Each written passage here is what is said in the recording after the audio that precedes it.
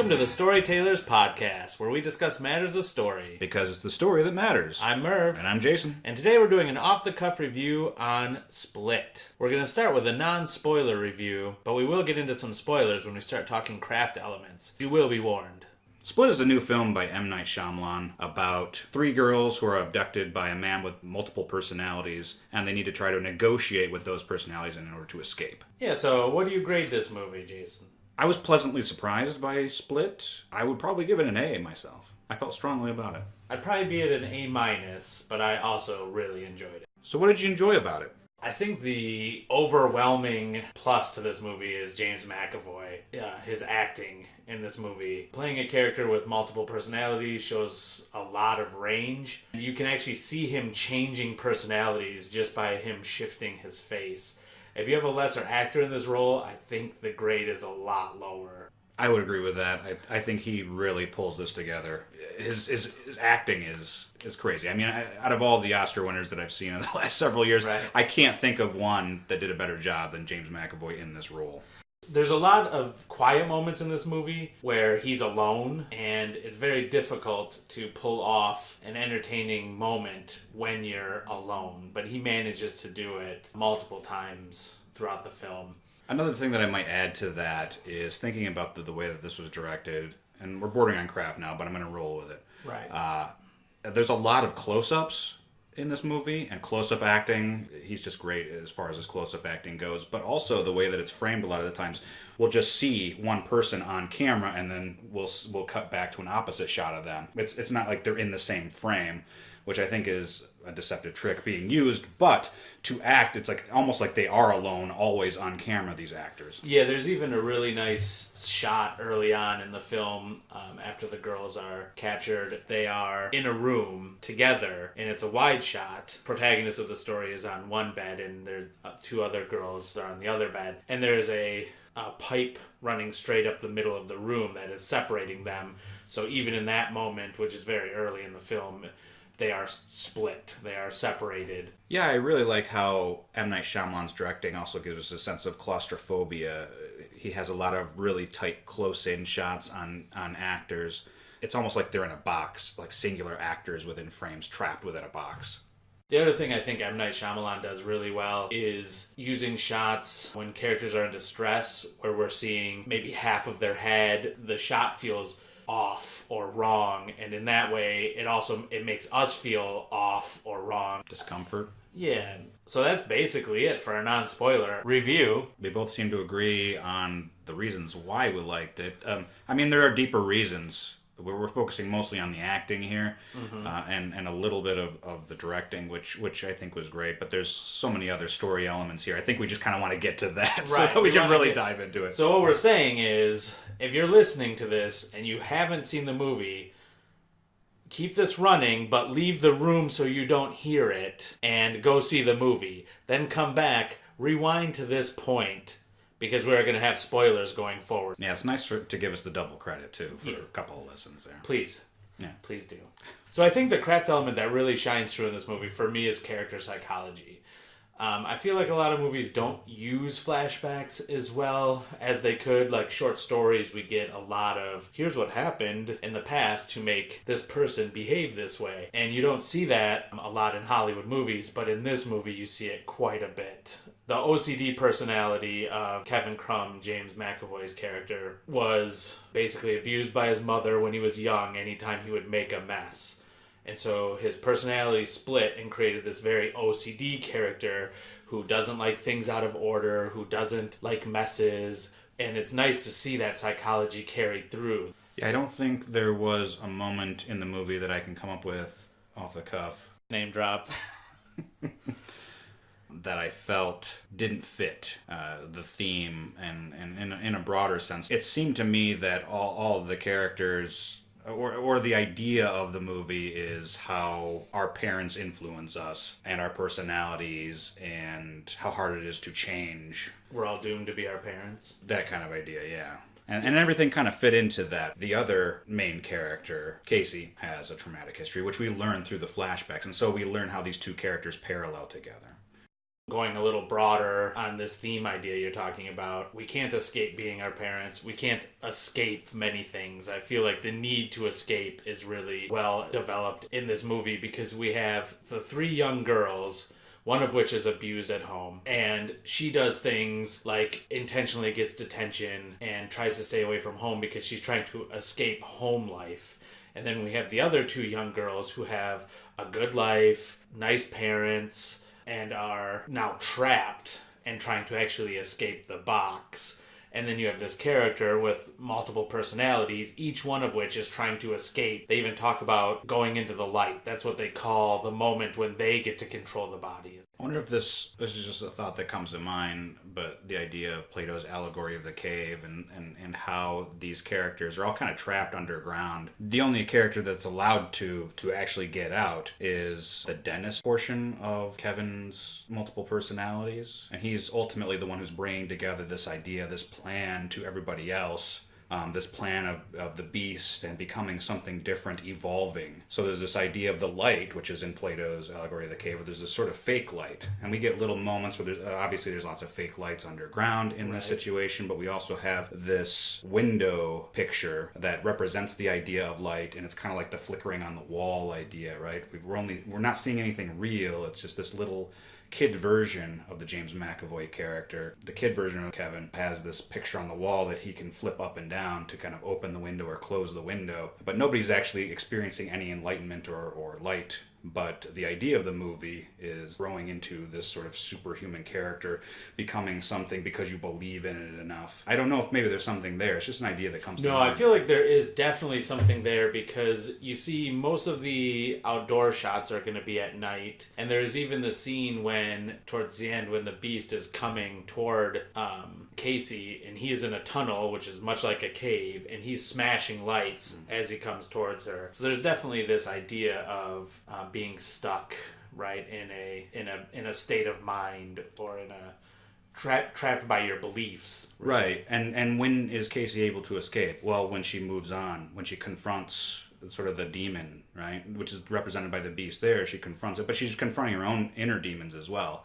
When she escapes, she's now able to make a rational decision in terms of her relationship with her uncle. Escape her own, right. Yeah, her uncle who molested her and then became her guardian when her father died. She has all these scars on her body, how he's obviously mistreated her whole life. We see that really come through at the end when she doesn't outright tell the cop, which is another moment of great acting between these two actresses. The cop says, "Are you ready to go?" And then she looks at the cop, and then the cop straightens like she's ready to hear something. And we never see the coming clean, but we believe it happens. I feel like we have to talk a little bit about this being an M. Night Shyamalan. What do you mean? Is there a formula to M. Night Shyamalan movies typically? I haven't recognized one up until now, but maybe you've mined something. Well, they do measure intelligence by pattern recognition, so... The pattern of M. Night Shyamalan's movies is there's a big twist. The Sixth Sense obviously has a huge twist, Unbreakable, so on and so forth. Pretty much every movie he's done has had a big twist. And early on, his movies were very successful in the mass market. They made a lot of money. But recently, he's been more panned by critics. A lot of people are calling this M. Night Shyamalan's big return, triumphant return. And I don't see that, because I feel like this is not what we would expect from an M. Night Shyamalan movie. In terms of there is no twist. It's very straightforward storytelling.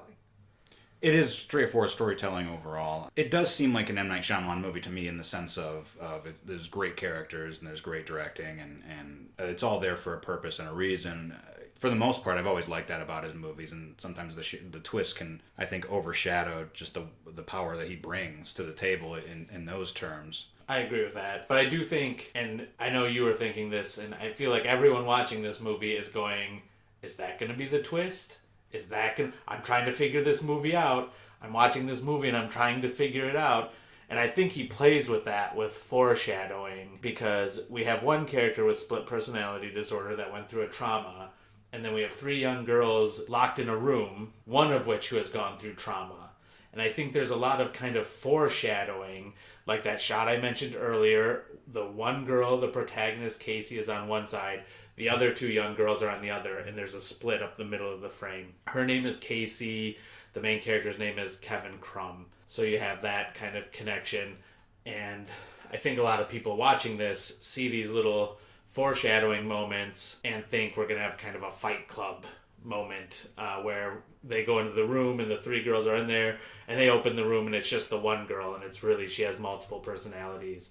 And nothing like that ever happens. There's no shocking twist. Maybe the very, very end post-credit deal, but there's no shocking twist. It's just three girls. They're all captured.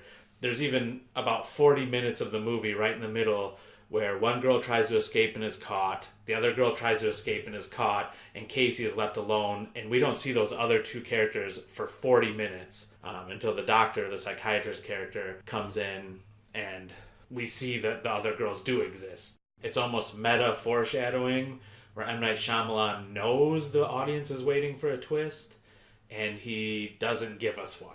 And I loved it. That he set something up and it happened. The twist is there's no twist. Right. And only M. Night Shyamalan can do that. Right. Well, the thing is, okay, that's presuming that every audience member is us, because we're so familiar with the twist. Would that have the same effect, or how would an audience view it differently without being familiar with his Well, I body think work? that's why it works, right? Because if you are expecting a twist and you're like, I'm going to catch it, I'm going to figure it out, and you don't get your twist, you're still satisfied because you didn't get what you were expected. On the other hand, if you're not expecting a twist and you're going into this blind, you get a good, suspenseful, straightforward story. I would say I agree with you.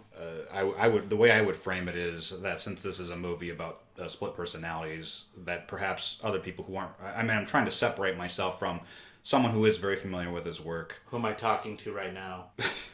If I were an audience member unfamiliar with his work, I could look at it strictly from the point of view of, well, this is a movie about split personalities. A familiar trope that we see with people with split personalities all the way from Psycho is, well, there's a twist, right? And that one of the characters may not be real. And so by having these, dividing lines, having characters in separate rooms, by filming it the way he did, where we're oftentimes in the frame we're only seeing one character, and then we'll cut to an opposite shot with just a single character within the frame, or as you pointed out, in that one shot of the three shot, there's a split down the middle. It makes us wonder throughout the film. It's like, well, is that twist going to happen? So even if you're unfamiliar with M. Night Shyamalan movies, you're probably familiar enough with those types of movies that it would still work. I feel like if you're familiar with Psycho, you're familiar with M. Night Shyamalan. Probably.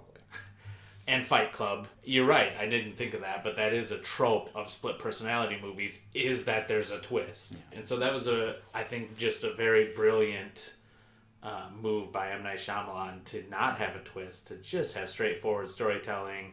It's a movie that works really well on its own. The extra, I guess you could call it a twist if you wanted to, the credit cookie that comes in, that reveals this as within the Unbreakable world. It was just a satisfying moment. It's basically an origin story for another villain. Yeah. All right, so should we move into our final thoughts of Split? Yes. So Jason, give us your final thoughts.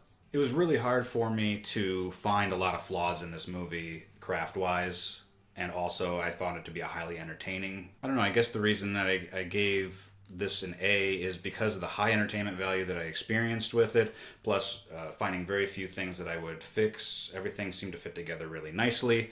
So craft-wise, it was functioning really well. So I had about as enjoyable of a time at the movies as I've had in a couple of years. Yeah, for me, it's nice to see M. Night Shyamalan come back. I was a huge fan of his after Sixth Sense, Unbreakable, and Signs. Those are three of my favorite movies of the 90s, early 2000s. And I haven't hated his movies, so I've always been kind of a closeted fan. The Village was mediocre. Lady in the Water was mediocre. The Happening was mediocre.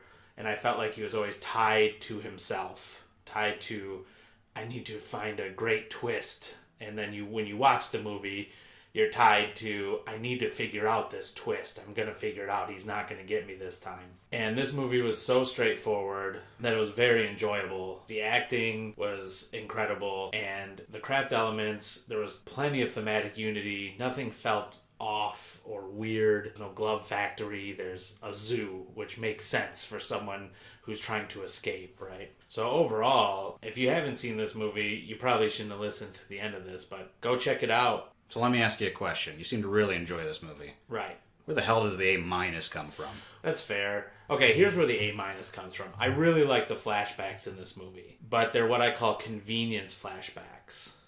So it's not like the character necessarily sees something that reminds her of this time. It's like, well, right now I need to reveal this information. This is the information the audience needs. So I'm going to pretend that this is right now what the character is thinking about. Whereas it would be better if she sees a shotgun and then she remembers this time with a shotgun. Or she sees a deer head on the wall and it reminds her of the time the deer was killed. The flashbacks, I like them. But I would like them a lot more if there was something triggering those flashbacks as opposed to them just being dropped in. And the other two girl characters, not Casey, but the other two didn't really have strong arcs. One of them had decent character psychology. She was a nice girl, and we see that her father is also kind, and she comes from a good family, and so she's good because they're good. But that's where the A- comes in. They're nitpicky. You know, they're going to be nitpicky things because an A- is still really good. That's still 10% of all movies. You would say that between an A and A-, you're kind of splitting hairs? No, I would never say that. Splitting? Oh, no, I would say that. Okay. Okay. Now I get it. Okay. All right. Great. Well, that wraps up this episode of the Story Tailors podcast. Thanks for listening. And be sure to check us out on our social media websites, facebook.com, twitter.com/mattersofstory. And until next time, that's a wrap.